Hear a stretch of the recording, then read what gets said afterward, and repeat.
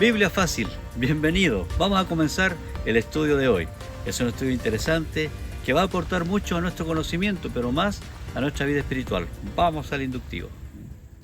El día sábado pasado estuvimos ya entrando en el texto, en el capítulo 1 de Lucas.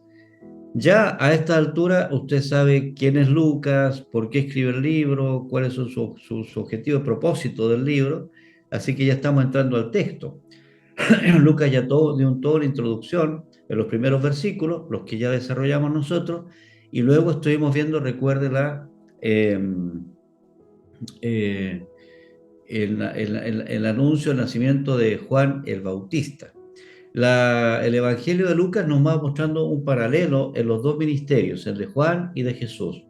Recordemos que Juan y Jesús eran primos. Vamos a tocar un poco de ese tema en el desarrollo de esta lección. Entonces va haciendo un paralelo entre Juan y Jesús. Esto es lo que estamos empezando a leer ahora. Ya vimos lo de Juan y en este momento vamos a entrar al anuncio del nacimiento de Jesús. Esto realmente es muy, muy fascinante. Vamos con esto. Recuerde esto como mantenga en mente este mensaje. Dios está trabajando continuamente. Hubieron 400 años, 400 años, desde el último libro del Antiguo Testamento, en este caso el que tenemos en la Biblia es Malaquías, y Mateo, que es el primer libro del Nuevo Testamento en ser escrito. En esa distancia de tiempo hubieron 400 años. 400 años. Estos son años que se llaman años de silencio, o también le llaman el periodo intertestamentario, porque está entre los dos testamentos. Es solo para que usted tome la dimensión, lo que significa 400 años. Chile, desde su descubrimiento, digamos, de América, hasta ahora no han pasado 3.000 años. O sea, perdón, no han pasado, a ver, 1.400, de que Chile es república, van 200 años, aprox. Entonces, imagínense lo que pasa en 400 años de historia. Entonces, más o menos para que nos demos cuenta, desde el tiempo de Chile como república hasta hoy día, aprox 200 años. Imagínense cuánto pasa en la vida de una nación por 400 años. Entonces, en 400 años no se levantó un profeta, en 400 años no hubo una palabra de Dios fresca, no apareció un ángel, como lo que vemos en el Antiguo Testamento, nada de eso ocurrió. Por lo tanto, debemos pensar que lo más probable es que la mente de las personas estaba muy aterrizada, muy terrenal. Era muy difícil poder aceptar que cosas milagrosas pasaran, como las que están descritas acá en el Evangelio de Lucas. Recordemos que Lucas usó como elementos para poder escribir su relato, su propio relato, su propia narración de los hechos, usó los otros evangelios como base. Ya usó Mateo, Marcos principalmente, y sobre todo Marcos. Y otro escrito que también se usaban, que usan, ¿cierto?, los estudiosos, que le llaman el pergamino, el Q, pero eso no está en la Biblia. Entonces, eso se supone que Lucas usó, ¿ya? Y de acuerdo a eso hizo este relato. Entonces, debemos nosotros tratar de ponernos en la mente de Lucas para entender cómo lo escribió, por qué lo escribió y lo que estaba pasando en el contexto. O sea, la gente no estaba acostumbrada, como ahora, por ejemplo, a ver un ángel, que dijera, hoy me apareció un ángel, nadie te cree. Y menos que te diga, oye, vas a quedar embarazada cuando eres una mujer mayor, que ya dejaste la costumbre de las mujeres, y cómo va a quedar embarazada. O decirle eso a un hombre, tampoco. Entonces es muy raro lo que está pasando.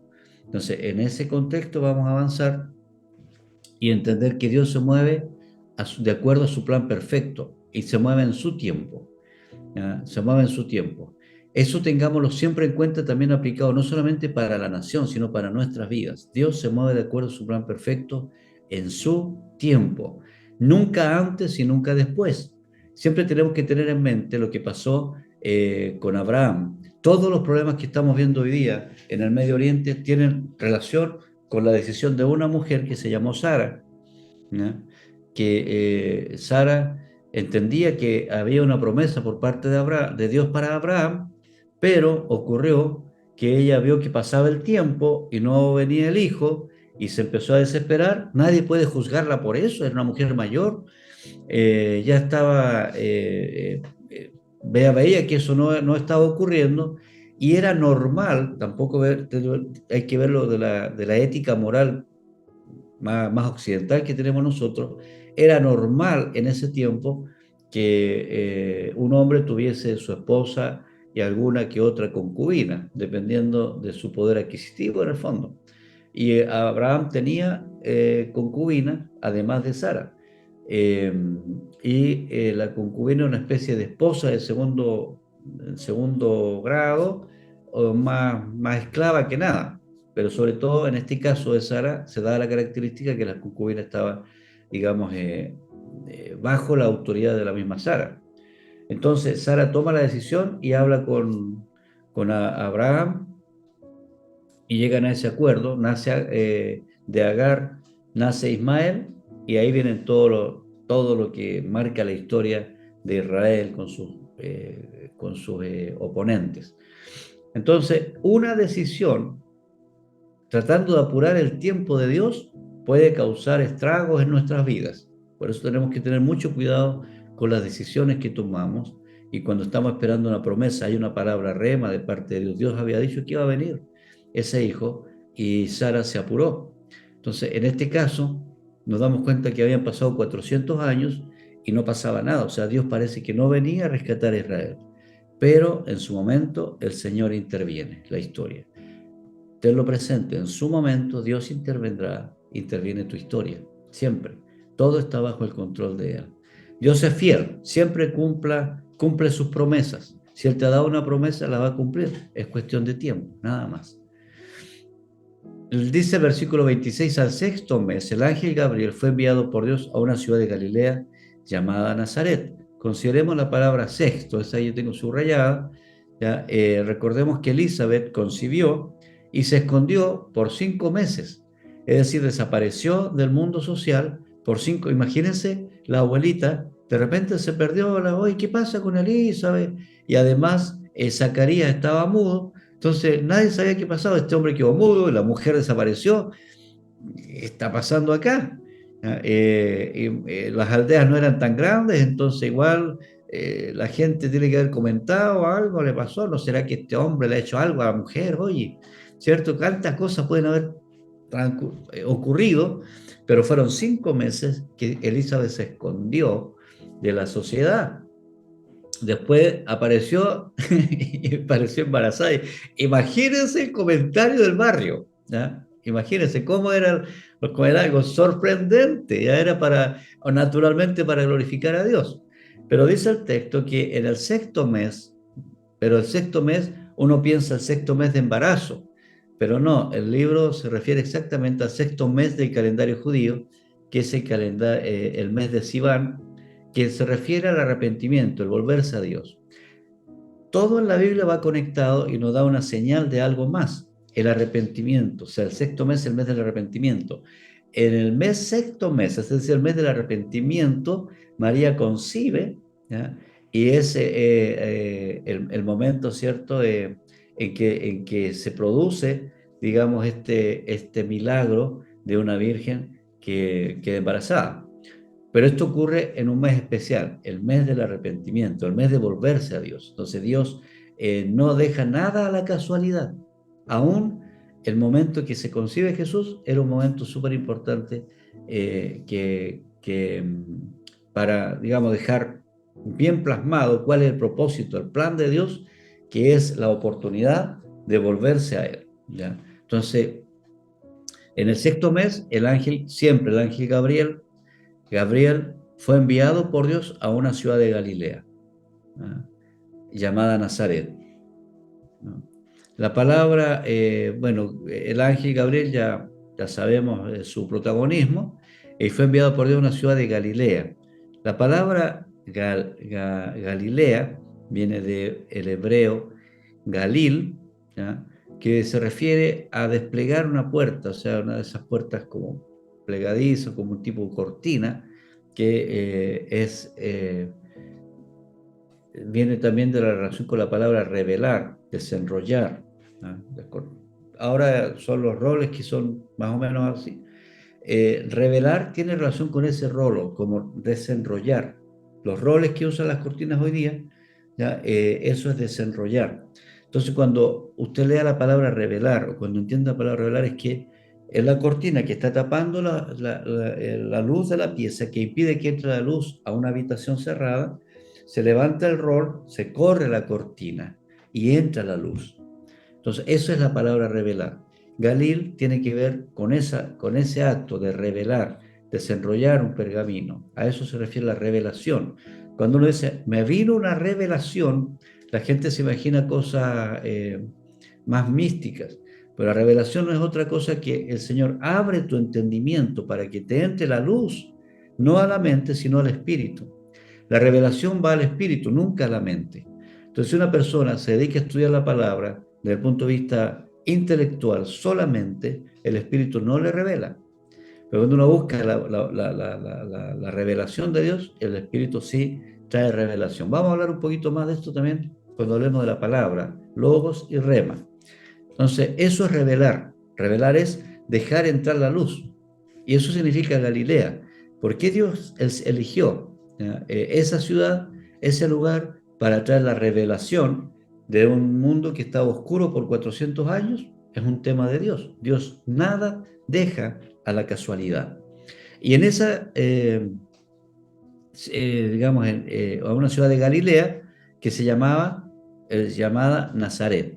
Y la palabra Nazaret también viene de un origen hebreo que está griegalizado, digamos, que significa guardar o proteger. Entonces, se nos está hablando de que el ángel Gabriel aparece en el mes del arrepentimiento, del volverse a Dios, en una ciudad de revelación, ¿ya? En una ciudad de la zona de revelación que se llama proteger, o sea, la protección de Dios se revela a través de este escrito en el versículo 26. Entonces ahí tenemos cómo Dios nada pasa por casualidad, ni el mes en que es anunciado, ni el lugar, digamos la provincia, ni la ciudad. Nada es absolutamente casual. Entonces no crea usted que las cosas en la vida ocurren por casualidad. Nada, nada. Nada que tenga que ver con Dios es por casualidad. ¿Y a dónde llega? A una virgen desposada con un varón que se llamaba José, de la casa de David, y el nombre de la virgen era María. En este texto se repite 2 veces la palabra virgen, siendo entonces la palabra más importante dentro de este texto. Una virgen, curioso, que estaba comprometida. Algunas personas, algunos estudiosos, sobre todo, que van mucho más a lo profundo, relacionan la palabra virgen con el Antiguo Testamento, una palabra que está en Isaías. Creo que lo anoté acá, no estoy seguro en este momento, pero que está en Isaías, donde habla de alma. Entonces algunos dicen, sí, sí, sí, pero no está tan seguro de que haya sido una virgen, cuando tratan de buscarle, como decimos, en la quinta pata al gato, o sea, buscar la forma de evitar que Jesús haya nacido de una mujer virgen. La palabra aquí es muy clara. María era una mujer virgen, ¿ya? Y repite 2 veces. Una virgen desposada y la virgen se llamaba María. Entonces, el caso es que María estaba absolutamente comprometida. ¿Qué significa comprometida? Es justamente lo que hoy día las generaciones nuevas evitan, ¿ya? El compromiso.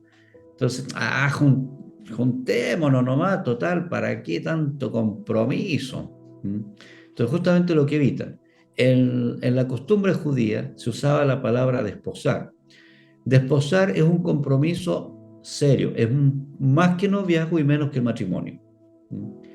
Es más que el noviazgo significa que ya están comprometidos. José y María, ellos no podían poner la mirada ya en otra persona, ni los papás tampoco, que habían a veces matrimonios concertados por los padres, entonces no podían elegir a otra pareja, ya estaban listos, David, o sea, José y María, pero no tenían intimidad.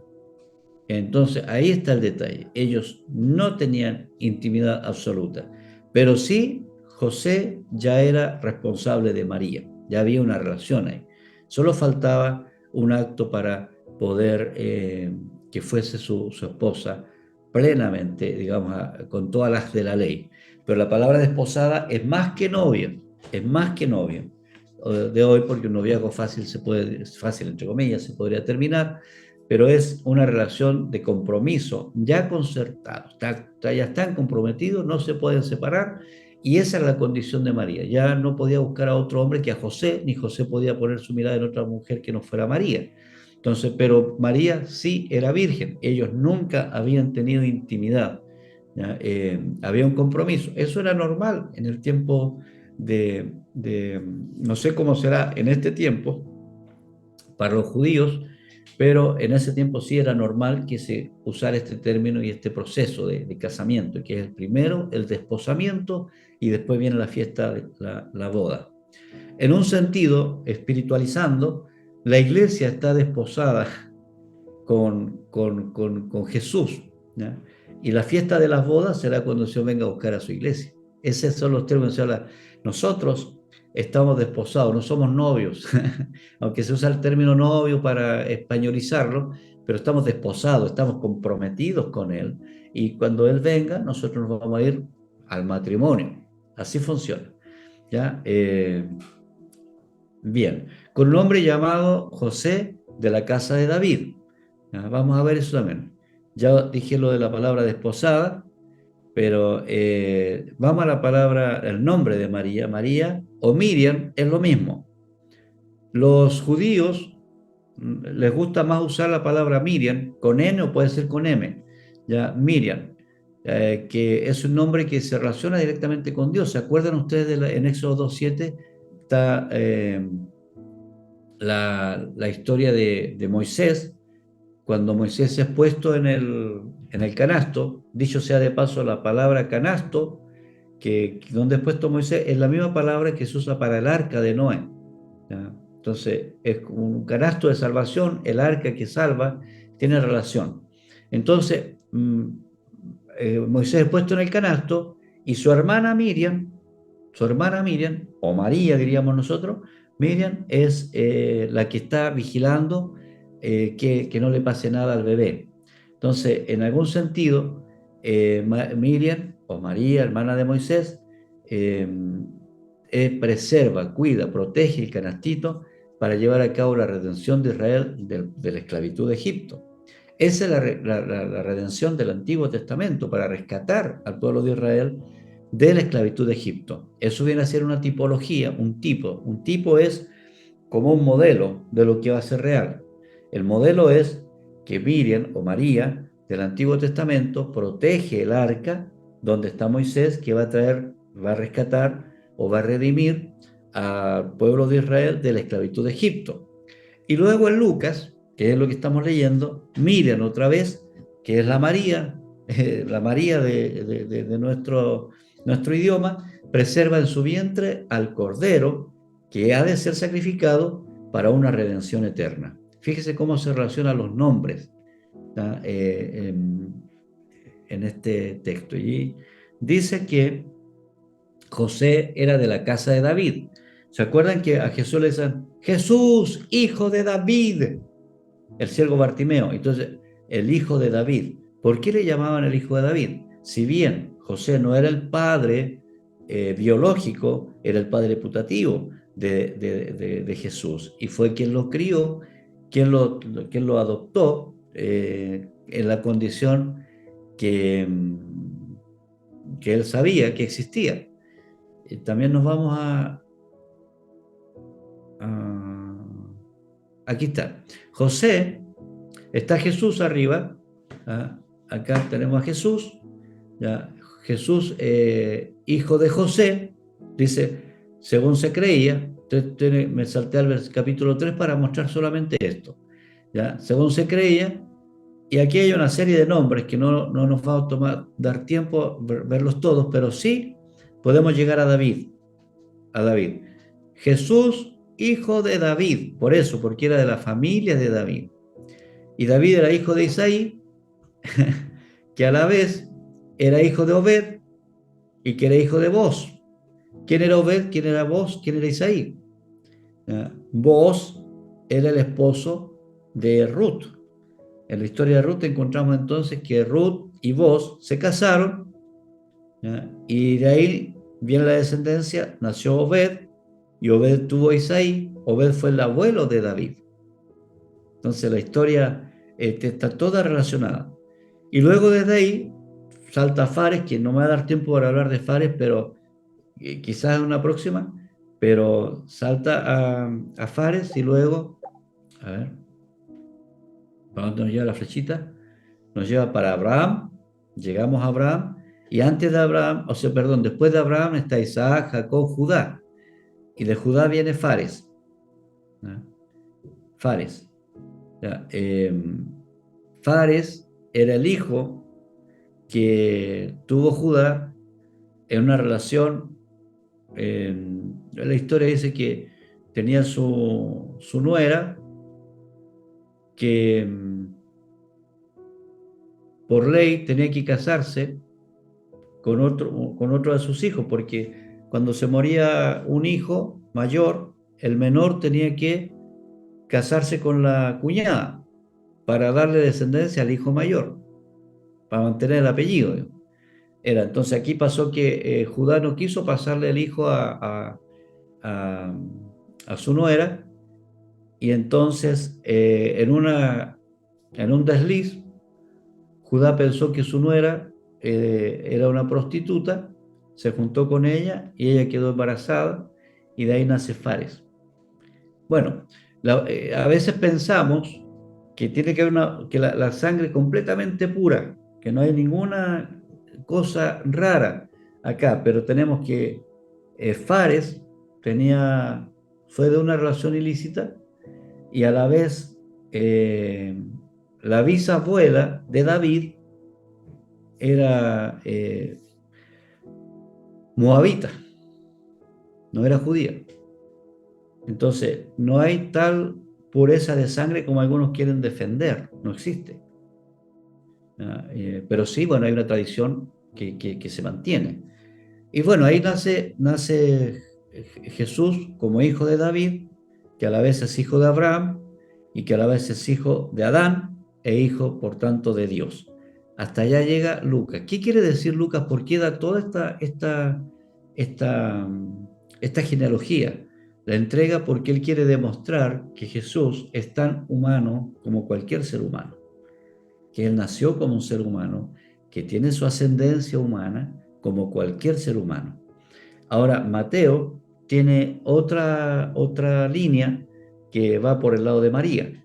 Entonces, si uno junta las dos, se da cuenta que tanto por José, que es su padre adoptivo, como María, Jesús tiene existencia humana terrenal normal, como cualquier ser humano. No hay ninguna razón para creer que Jesús no haya tenido esa descendencia, o sea, ascendencia. ¿Ya? Sigamos.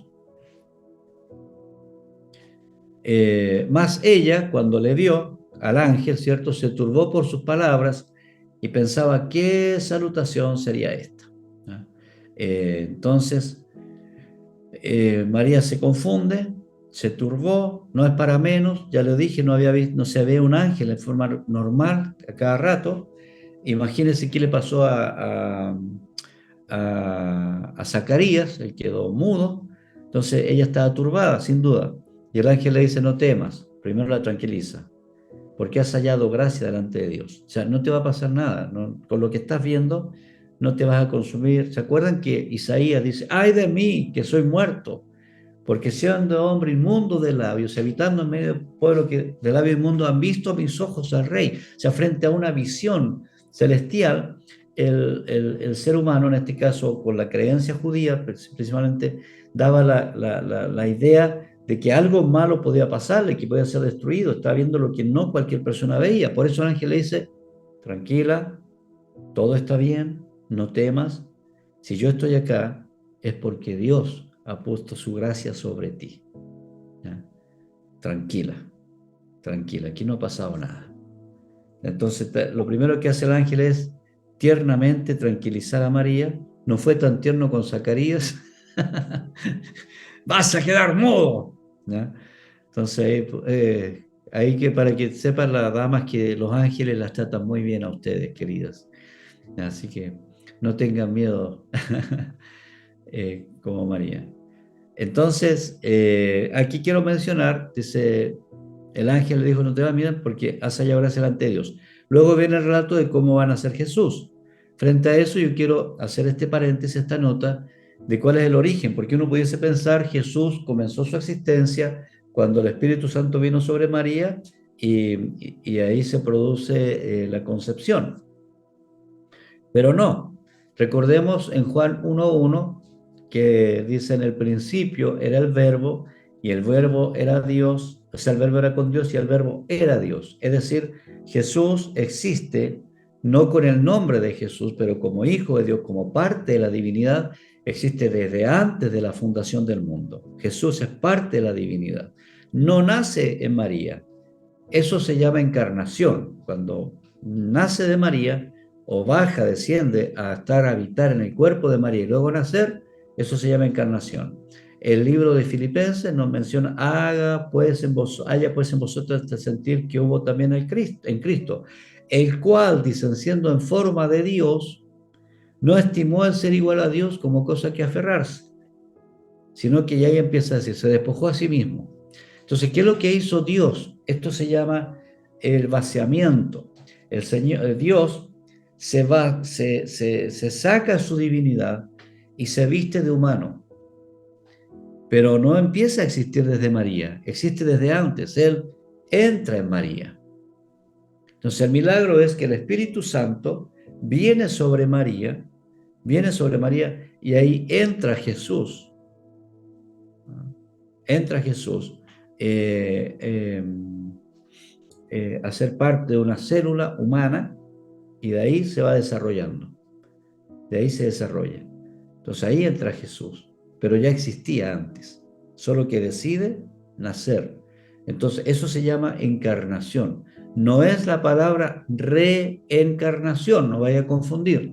La reencarnación es una doctrina muy diferente a la bíblica, que no tiene que ver con la encarnación. Esto es encarnación sin R, sin R. Es encarnación, es Dios siendo Dios, nace como un ser humano en carne y hueso. La reencarnación que algunas religiones enseñan tiene que ver con un proceso constante de nacer, morir y volver a nacer en diferentes tipos de seres vivos. Entonces esto es encarnación. Dios entra en la mujer y ahí comienza su vida, una vida limitada. ¿Limitada por qué? Por el cuerpo. Y ahora concebirás en tu vientre y darás a luz un hijo y llamarás su nombre Jesús. Le da todo lo que va a pasar. Este será grande y será llamado Hijo del Altísimo, y el Señor Dios dará el trono de David a su padre y reinará sobre la casa de Jacob para siempre y su reino no tendrá fin. El nombre de Jesús es Yeshua, en el griego, Salvador, por eso es que hay una canción ahora que usted puede escuchar que hablan de Yeshua, mesianizar un poco el mensaje de las canciones. No está malo, ¿ya? Yeshua o Jesús es un idioma diferente y se refiere a que es Salvador, significa el Salvador. Entonces una persona que se llama Salvador, que se llama Yeshua, que se llama Jesús, es el mismo nombre. ¿Ya? Como Miriam y María, es el mismo nombre. ¿Ya? Él traerá salvación a este mundo. ¿Ya? Y luego dice, este será grande. ¿Ya? Este será grande. El énfasis en la palabra este porque dándole mayor énfasis a la existencia de Jesús como un ser humano, porque de pequeño se va a engrandecer y será llamado Hijo del Altísimo, porque el Altísimo, Hijo de Dios, entonces, este ser humano crecerá, será grande, porque él se minimiza, se empequeñece, y al nacer será llamado Hijo del Altísimo porque además es Hijo de Dios. Ahí se ve la combinación ser humano, Dios. Por eso Dios es 100% humano y 100% divino. Esa es la característica de Dios, o sea, de Jesús. Y el Señor Dios, porque fíjese cómo se mantiene el orden jerárquico. Si Jesús decide nacer voluntariamente como un ser humano común y corriente, entonces el control no lo pierde Dios. ¿Ya? Y así usa la palabra Señor, que es Kyrios, amo, dueño, gobernador, y usa la palabra Dios, ¿ya? Para referirse precisamente a Dios. Entonces, está hablando del señorío, de la autoridad, del gobierno, pero está hablando también de la posición, digamos, sí, de la esencia, ¿ya? De la esencia que es divino. O sea, tiene autoridad y es divino, o sea, no pierde. El Señor Dios le dará a quién, al que decide nacer como un ser humano común y corriente. Ahí se ve la figura del Padre y del Hijo. El Padre es el Señor Dios. El Hijo es el que será grande. ¿Y será llamado hijo de quién? De Dios. Entonces, nace pequeño, o sea, es grande, nace pequeño, y el Padre, que no tiene contacto con la parte terrenal, lo engrandece porque es hijo del Altísimo y lo vuelve a elevar. Entonces, todo eso lo está diciendo el ángel en estos dos, en este párrafo, en este versículo. Entonces, o sea, el que va a nacer de ti, va a ser grande, será llamado Hijo del Altísimo, porque el Señor, el que gobierna todo, que es Dios, lo va a poner en alto. Y le dará el trono de David. ¿Por qué el trono de David? Y reinará sobre la casa de Jacob. ¿Por qué Jacob? Y reinará para siempre. Vamos a enfocarnos en esto. Reinará para siempre. Y su reino no tendrá fin. Estas son palabras del Antiguo Testamento que vamos a revisar a continuación. Entonces, este será grande, Hijo del Altísimo será llamado, es como está escrito en el griego. Ahora, fíjense en esto. Quiero hacer un énfasis en esto. Se ven los hilos de Dios llevando a la humanidad a su obra redentora. Vemos a María y José. Primero vemos a Elizabeth y a Zacarías. El ángel, una criatura divina, está el ángel, criatura divina, que son tipo de creación de Dios. Después tenemos el ángel, que es Gabriel.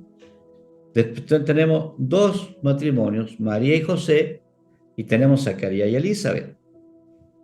¿Cuál es la característica de María, Zacarías y Elizabeth? Que ambos eran temerosos de Dios, eran personas que tenían un matrimonio, dice la Escritura claramente, intachable. Intachable no es que no cometieran errores, ¿eh? Significa que cada vez que cometían errores recurrían a la Torá y a los sacrificios para corregir sus errores. Y María y José, que dice José era un hombre piadoso y María una mujer extraordinaria, ¿cierto? Entonces hay dos matrimonios, aquí tenemos 4 personas. Estas 4 personas forman un equipo y además son parientes. Entonces, forman un equipo.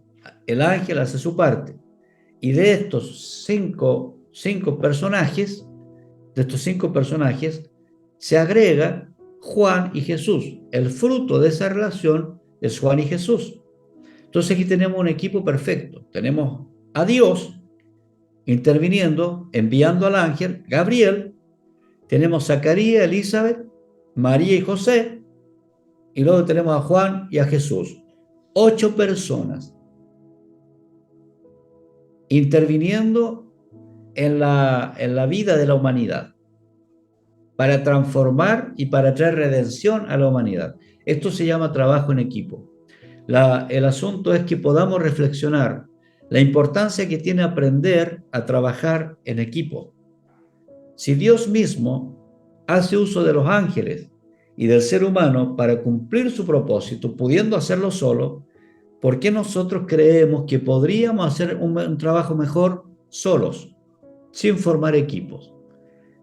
Entonces, Dios hace un trabajo en equipo y Él trabaja equipo. Por eso a la iglesia le llama su esposa, pero la iglesia no es una persona, somos millones en el mundo. Porque Dios trabaja en equipo. Entonces, si tú quieres llegar rápido, inténtalo solo. Pero si quieres llegar lejos, aprende, demórate y aprende a trabajar en equipo. Para poder trabajar en equipo tienen que haber características. Imagínense la situación de María. María, una mujer virgen. Y cuando el ángel le dice, el Espíritu Santo vendrá sobre ti, va a quedar embarazada María. Oye, ninguna mujer virgen le viene bien esa noticia. ¿Y cómo va a ser esto si yo no conozco varios? ¿Cómo voy a...? Ya, bueno, qué bonito el milagro, pero bonito para nosotros que lo estamos viendo de aquí y admiramos a María. Pero ¿qué pasó con María? Cuando le dice que va a quedar embarazada, está arriesgando que su esposo José no le crea. ¿Cómo el novio, no, eso que el que está desposado con ella, le va a decir, no, mira, ¿sabes qué pasó? Me apareció un ángel y quedé embarazada. O sea, a otro perro con ese hueso. No es tan fácil. Entonces María estaba arriesgando su vida, porque significaba que socialmente la mujer que quedaba embarazada en ese tiempo y no se sabía el origen de su embarazo, era apedreada. ¿Se acuerdan de la mujer que llevaron a Jesús para que fuese para apedrearla? Cuando llevaron a esta mujer a Jesús, era porque estaban en el derecho de hacerlo. Entonces, José tenía dos opciones. Por el lado de José, la opción era o dejo a María silenciosamente como quería hacerlo para no difamarla, para no dañarla, porque la amaba de verdad y era temeroso de Dios. O la denuncio de que esta mujer que estaba desposada conmigo se metió con algún otro hombre porque está embarazada y quiere hacerme creer que el Espíritu Santo vino sobre ella. Si un hombre terrenal habría hecho eso. Entonces vemos a dos personas extraordinarias, María y José, que están juntos y que deciden obedecer a Dios. Después, bueno, se le aparece a José en sueño el ángel, ¿cierto? Le dice, tranquilo José, tranquilo, ayuda a la María porque la cosa no está siendo fácil para ella, y tú tienes que ser protector de ella y del niño. Y es lo que hizo José, un tremendo hombre. Entonces se forma un tremendo equipo. Zacarías, un hombre que teme a Dios. Elisa, una mujer que temerosa de Dios. José, un hombre temeroso de Dios. María, una mujer que teme a Dios. Es decir, el secreto del éxito siempre está en el amor y el respeto a Dios. Cuando eso se logra en una familia, van a ser Juan y Jesús. La descendencia está asegurada. En este caso, Jesús y Juan pasan a formar parte de un equipo y cada uno va desarrollando su ministerio. La pregunta del millón es: ¿quién bautizó más, Juan o Jesús? Para los que les gusta competir, dicen, no, que yo voy a ver qué tan bueno es mi líder, quizás mi líder no sea tan bueno como voy a ser yo. Yo voy a tener más discípulos que el pastor. ¿Ya? ¿Quién bautizó más? Yo sé que ustedes van a decir, Juan bautizaba, Jesús no bautizó a nadie. Él no, pero sí sus discípulos. ¿Ya? Y luego cuando los discípulos de Jesús, cuando Jesús ya había ascendido, los discípulos bautizaron en un día, ¿cuántos? ¿Cuántos se agregaron a la iglesia a la predicación de Pedro? 3.000, después 5.000. Por lo tanto, hay un trabajo en equipo. Aquí, queridos, siempre es muy importante, tanto el trabajo, sobre todo el trabajo de la iglesia, no es un trabajo jerárquico, es un trabajo de equipo. Si hay un pastor en algún determinado lugar o un líder en determinado lugar, eso no lo hace, no le da ninguna jineta, le da una posición, no una jineta. Y el trabajo para el Señor, el mejor ejemplo es que habla del cuerpo de Cristo, donde el miembro más débil es el que más se necesita.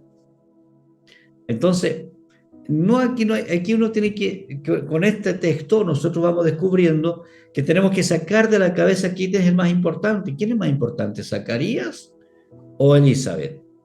¿Quién es más importante, María o José? ¿Qué habría sido de María sin José? ¿Qué habría sido de José sin María? ¿Qué habría sido de Jesús sin Juan? ¿Me entienden? Entonces, todos somos parte, una pieza importante en el proceso del plan de Dios. ¿Ya? Tenemos que aprender a valorar el trabajo en equipo, a trabajar con alguien más, aprender a sujetarnos a un propósito, a un plan, a dejar a correr juntos una carrera, a ir de la mano, porque solo así se llega mucho más lejos. Sigamos. No lo dije. Este será grande y el Señor le dará el trono de David su padre. ¿Ah? Le dará el trono de David su padre. ¿Ah? Ahí ya lo dije ya, ¿cierto? José y David. ¿Ah? Se refiere, ¿cierto?, a la descendencia. ¿Por qué? Porque el Señor le prometió a David que iba a tener su descendencia. Fíjese acá. Ahora pues, le dice el profeta Natán, quien le profetizaba ¿cómo se llama? A David, le dice, ahora puede ir así mi siervo David. Así ha dicho Jehová de los ejércitos. Espérame un poquito acá. Ahí sí. Así ha dicho Jehová de los ejércitos. Yo, ¿quién lo hizo? Dios. Yo te tomé del redil detrás de las ovejas para que fuese príncipe sobre mi pueblo, sobre Israel. Esto téngalo claro, queridos y queridas, estudiosos de la palabra. Dios, a él le plació llamarte a ser parte de su descendencia. A él le plació llamarte para que seas parte de la familia espiritual. A él le plació todo lo que tenemos, es gracias a él. No es por nuestra capacidad. No es que, mira, es que Leobaldo Chá es extraordinario y por eso está ahí donde está. No, nada nos pertenece. David no tenía nada que le perteneciera a él. Pero el Señor le llama mi siervo. Dile así a mi siervo. Yo te tomé del redil detrás de las ovejas. Nunca hay que olvidarse de dónde nos tomó el Señor, a nosotros, ¿de dónde? ¿De dónde me sacaste, Señor? ¿Y dónde me estás poniendo? Te tomé para que fueses príncipe. Hay un propósito de Dios detrás de cada uno de ustedes, de nosotros, sobre Israel. Y he estado contigo en todo cuanto has andado. Yo he estado contigo, David. No es que ganaste las batallas por tu propia cuenta, porque eres bueno. No es que tú tenías buena puntería y le diste a Goliat. No, yo he estado contigo. Y David así lo reconocía, porque acuérdense que David le grita a Goliat, el Señor te pondrá hoy en mi mano. Entonces David nunca se olvidó, bueno, en un tiempo que se olvidó, pero y delante de ti he destruido a todos tus enemigos. Recuerda esto, no hay nadie que se pueda levantar contra ti porque está bajo la promesa de David, que el Señor no pueda vencer. Y te he dado un nombre grande como el nombre de los grandes que hay en la tierra. Esto también es una cosa importante. ¿Y cómo podríamos saber de María si María no se hace famosa? ¿Cómo podríamos saber de José si José no se hace famoso? Un siervo de Dios, una sierva de Dios, inevitablemente está en boca de muchas personas. Si tu célula crece, todos van a saber que crece, o inevitable que no se sepa que crece.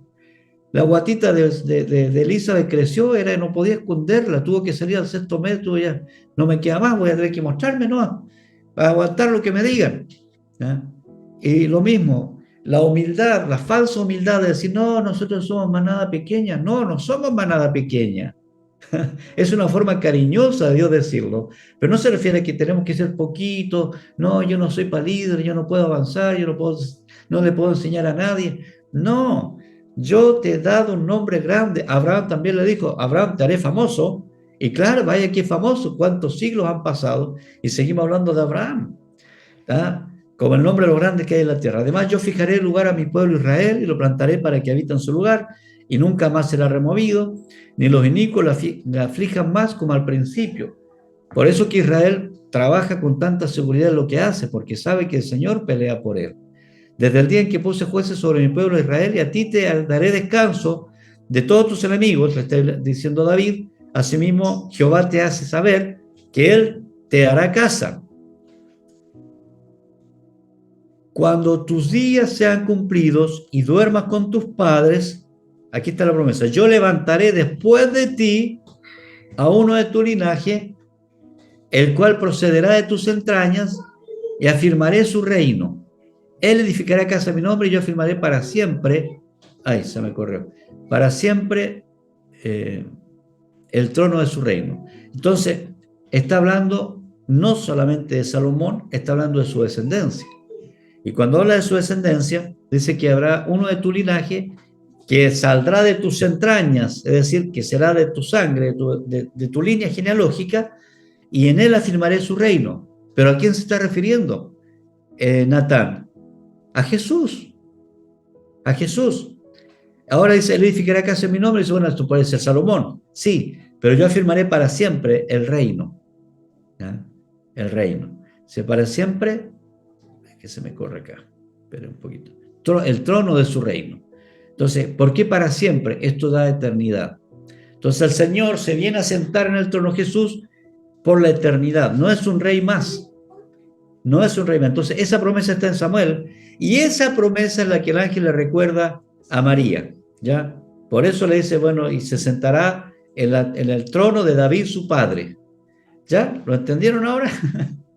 Media larga la explicación. El Señor, en pocas palabras, el Señor le promete a David, David, una descendencia tuya va a tomar el trono, pero el trono no va a ser por un tiempo, va a ser eterno. Eso es todo. Y el ángel se lo recuerda a María. María, acuérdate que eso se lo dijo el Señor a Samuel. Ah, ya dice María, hágase conforme a tu voluntad. Luego dice, y en la casa de Jacob. ¿Por qué usa Jacob? La palabra Jacob significa suplantador, ¿ya? El que toma por el talón, porque cuando iban a nacer Jacob y Esaú estaba naciendo primero y Jacob lo agarró del talón porque él quería. Y después Esaú le vendió el plato de lentejas cuando ya estaban grandes y así fue. Entonces, pero es la expresión de seguir, de perseguir algo, es la tenacidad. Acuérdense que Jacob trabajó 14 años para poder casarse con Raquel. Ya, entonces, era un hombre tenaz. Y eso está diciendo, o sea, el trono, o sea, será al nivel del pensamiento, de la tenacidad, de la fortaleza, del origen, que es Jacob, que después pasó a llamarse Israel. Pero usa la palabra Jacob para hablar justamente de la tenacidad, de la perseverancia, de la perpetuidad, ¿no? Este será grande y será llamado Hijo del Altísimo y se reinará sobre la casa de Jacob para siempre y su reino no tendrá fin. Hacemos énfasis en eso, que ya lo dije, será un reino eterno. Por eso, aquellos que fueron redimidos en el arca sobrevivieron a esa crisis, ¿ah? A la crisis. Aquellos que fueron rescatados de Egipto sobrevivieron a esa esclavitud. Aquellos que somos rescatados por el nuevo Rey Jesús, vivimos eternamente porque su reino no tiene fin. Entonces nos habla a nosotros de eternidad. No sé, a mí esto me emociona demasiado porque no es algo terrenal, está conectando lo celestial con lo humano, con lo pequeño, con lo limitado que nosotros somos. ¿Ya? ¿Y cómo será esto? Le dice María, puesto que no conozco varón. El ángel le dice, el Espíritu Santo. ¿Qué sabía María del Espíritu Santo? Nosotros hoy día desarrollamos, porque estamos en el tiempo del Espíritu Santo, desarrollamos esa enseñanza. Pero ¿qué sabía María del Espíritu Santo? El Espíritu Santo vendrá sobre ti, ¿ya? Vendrá sobre ti, pero ten tranquilidad. El poder del Altísimo, ¿ya? El poder del Altísimo te cubrirá con su sombra, por lo cual el santo ser, ya desde su origen, es marcado como separado, apartado, significa santo, que nacerá, será llamado Hijo de Dios. Lo vuelve a decir, Hijo del Altísimo, Hijo de Dios. Es lo mismo. Entonces, el Espíritu Santo viene sobre ti, y esa presencia hace que Él, desde el vientre, ya sea apartado. ¿Ya? Él te cubrirá con su sombra. ¿Ya? Y luego, fíjese Salmo 91:4. con sus plumas te cubrirá y debajo de sus alas estarás seguro. No se te habla de protección. Entonces le dice María, no importa lo que pase, María, lo importante es que el Señor te está protegiendo, Él te está cubriendo, vendrá sobre ti, te cubrirá con su sombra. ¿Qué significa santo? Apartado. Aquí vemos a Jesús en sus características de Dios y en sus características de hombre, que se autolimita. Entonces recuerde, 100% Dios, 100% hombre. Autolimitado, Él quiso limitarse, no que lo hayan limitado, ni el que haya ido a la cruz a la fuerza, Él quiso ir voluntariamente. ¿Por qué le dice? He aquí tu pariente Elizabeth, ella también ha concebido hijo en su vejez. Este es el sexto mes para ella, la que llamaban estéril María, porque nada hay imposible para Dios. Entonces María dijo, aquí la sierva del Señor, hágase conmigo conforme a tu palabra, y el ángel se fue. ¿Ya? Cuando el ángel cumple su palabra, cumple su propósito, ya se va. Pero esta palabra, quédenselo grabado, 37. Nada hay imposible para Dios. Recuérdalo, recuérdalo. Cuando un médico te dé un diagnóstico negativo, cuando veas que la situación familiar está insoportable, cuando las cosas no tienen sentido, cuando estás pensando que el ministerio no está dando todo lo que quisieras dar, cuando tu célula no crece o cuando tú te vas sintiendo que algo, ya esto no va a resultar, recuerda, nada hay imposible para Dios. Acuérdate de Elizabeth, acuérdate de María, tremendos ejemplos. De la misma manera que Dios hizo una concepción milagrosa para una anciana, también puede hacer que una joven virgen quede embarazada. O sea, nada es imposible para Dios. Nada, nada. ¿Ya? Porque no hay imposibilidad para Dios. Aquí vemos la diferencia entre el logos y el rema. La palabra logos es aquello que está escrito y la palabra rema es lo que se extrae de lo que está escrito y a través del poder del Espíritu se aplica a una circunstancia del momento. El versículo que yo puse acá, Salmo 91:4, que dice, con sus plumas te cubrirá y debajo de sus alas estarás seguro. Probablemente María lo leyó muchas veces, pero cuando el ángel lo nombra, le dice, el Espíritu vendrá sobre ti. Para María, esa palabra logos, que está escrita en el Salmo 91, de ahí vienen las palabras de declaración, esa palabra que está escrita se convierte en logos, se convierte en rema acá, ¿no? Acá. ¿Ya? Entonces, una palabra que está escrita, cuando cobra vida para una situación, una circunstancia del momento, de hoy, de ahora, se convierte en rema. Es muy importante hacer la diferencia entre esas dos palabras porque tienen un sentido distinto. El rema es una declaración que nosotros agregaríamos una declaración de fe en base a lo que Dios dijo. Hágase conmigo conforme a tu voluntad. He aquí la sierva del Señor. El logos es, el Espíritu Santo vendrá sobre ti. Pero el rema es, sí, hágase conmigo conforme a tu voluntad. Esa declaración yo la creo. Yo creo que voy a quedar embarazada, aunque soy virgen. Es la expresión de María. O sea, traduciéndola, ¿no? Entonces el logo es una noticia, una palabra, una práctica, algo que está escrito. Pero el rema es algo que se declara en función de una aplicación para la circunstancia del momento. Eso marca la diferencia. Y lo que dice, cuando dice, hágase conmigo conforme a tu palabra, esta palabra en el griego es la palabra rema que está acá. Esta. No usa la palabra logos, María. No dice, hágase conforme a tu logos, sino que dice, hágase conforme a tu rema. ¿Ah? Y el ángel se fue de ella. Uf, qué estudio más interesante el de hoy. ¿Qué te pareció? A mí me fascinó. ¿Por qué? Porque la palabra de Dios siempre tiene algo nuevo que entregarnos, aunque lo hayamos leído muchas veces. Si te ha gustado este estudio, profundiza más en él, pero también ponme un me gusta, hazme un comentario, me haría bien, nos haría bien. Y por supuesto, suscríbete a nuestro canal.